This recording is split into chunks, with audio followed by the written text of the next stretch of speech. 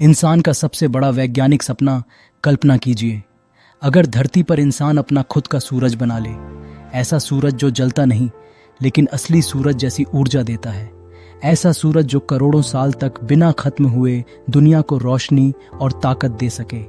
यही सपना है आर्टिफिशियल सन यानी कृत्रिम सूरज का।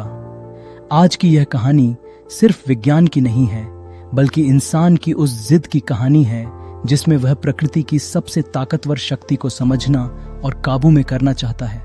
जब हम आसमान में सूरज को देखते हैं तो हमें सिर्फ रोशनी और गर्मी दिखती है, लेकिन असल में सूरज एक विशाल ऊर्जा कारखाना है। हर सेकंड सूरज में परमाणु स्तर पर ऐसी प्रक्रिया चलती है जिससे असीम ऊर्जा पैदा होती है।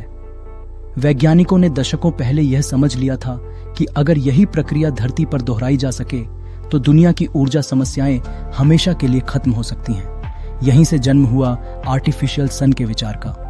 असली सूरज कैसे काम करता है? सूरज कोई आग का गोला नहीं है जैसा हम अक्सर सोचते हैं। सूरज के अंदर न्यूक्लियर फ्यूजन नाम की प्रक्रिया चलती है। इसमें हाइड्रोजन के परमाणु आपस में जुड़कर हीलियम बनाते हैं। इस जुड़ाव के दौरान थोड़ा सा द्रव्यमान ऊर्जा में बदल जाता है। वही ऊर्जा रोशनी और गर्मी के रूप में हम तक पहुंचती है। यह प्रक्रिया इतनी शक्तिशाली है कि सूरज हर सेकंड अरबों परमाणु बमों जितनी ऊर्जा पैदा करता है, फिर भी शांत और स्थिर बना रहता है। वैज्ञानिकों का सपना है कि इसी न्यूक्लियर फ्यूजन को धरती पर सुरक्षित तरीके से बनाया जाए, लेकिन समस्या यह है कि सूरज के अंदर का तापमान करीब 1.5 करोड़ डिग्री सेल्सियस होता है। धरती पर इतनी गर्मी को संभालना किसी भी सामान्य पदार्थ के लिए असंभव है। फिर भी इंसान ने हार नहीं मानी। आर्टिफिशियल सन क्या है? आर्टिफिशियल सन असल में कोई आग का गोला नहीं, बल्कि एक अत्याधुनिक मशीन है जिसमें न्यूक्लियर फ्यूजन की प्रक्रिया को नियंत्रित तरीके से चलाने की कोशिश की जाती है। इसमें गैस को इतना गर्म किया जाता है कि वह प्लाज्मा में बदल जाए। प्लाज्मा पदार्थ की वह अवस्था है जिसमें इलेक्ट्रॉन और नाभिक अलग अलग हो जाते हैं। यही अवस्था सूरज के अंदर भी होती है। इस प्लाज्मा को एक खास आकार के चैम्बर में रखा जाता है, जिसे शक्तिशाली चुंबकीय क्षेत्र से नियंत्रित किया जाता है। क्योंकि इतना गर्म प्लाज्मा किसी भी धातु को तुरंत पिघला सकता है, इसलिए इसे दीवारों से छूने ही नहीं दिया जाता। चुंबक ही इसे हवा में तैराए रखते हैं। यही तकनीक आर्टिफिशियल सन की रीढ़ है। चीन का आर्टिफिशियल सन और दुनिया की दौड़।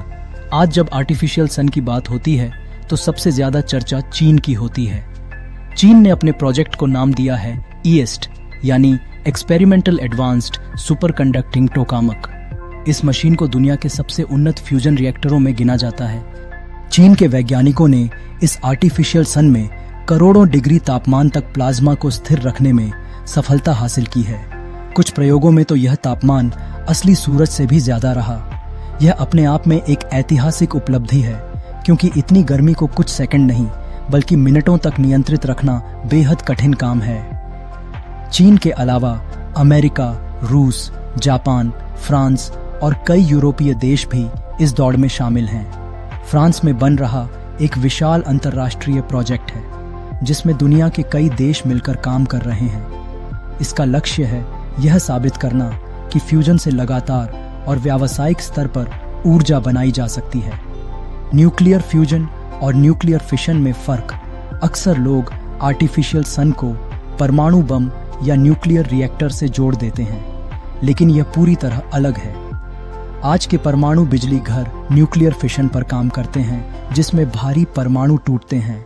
इससे ऊर्जा तो मिलती है, लेकिन खतरनाक रेडियोधर्मी कचरा भी पैदा होता है। न्यूक्लियर फ्यूजन में परमाणु टूटते नहीं बल्कि जुड़ते हैं। इसमें न तो विस्फोट का खतरा होता है और न ही लंबे समय तक रहने वाला खतरनाक कचरा बनता है। अगर किसी कारण से सिस्टम गड़बड़ा भी जाए तो फ्यूजन अपने आप रुक जाता है। इसलिए इसे भविष्य की सबसे सुरक्षित ऊर्जा माना जाता है। आर्टिफिशियल सन क्यों है इतना जरूरी? आज दुनिया ऊर्जा संकट की ओर बढ़ रही है। कोयला, पेट्रोल और गैस जैसे संसाधन सीमित हैं और प्रदूषण भी बढ़ा रहे हैं। जलवायु परिवर्तन पूरी धरती के लिए खतरा बन चुका है। ऐसे समय में आर्टिफिशियल सन एक उम्मीद की किरण बनकर सामने आता है। फ्यूजन के लिए जरूरी ईंधन समुद्र के पानी से आसानी से मिल सकता है। इसका मतलब है कि ऊर्जा लगभग असीम होगी। एक छोटे से फ्यूजन प्लांट से उतनी ऊर्जा मिल सकती है जितनी आज बड़े बड़े बिजली घरों से मिलती है। और सबसे बड़ी बात, इसमें कार्बन प्रदूषण न के बराबर होगा। आर्टिफिशियल सन बनाना इतना मुश्किल क्यों है?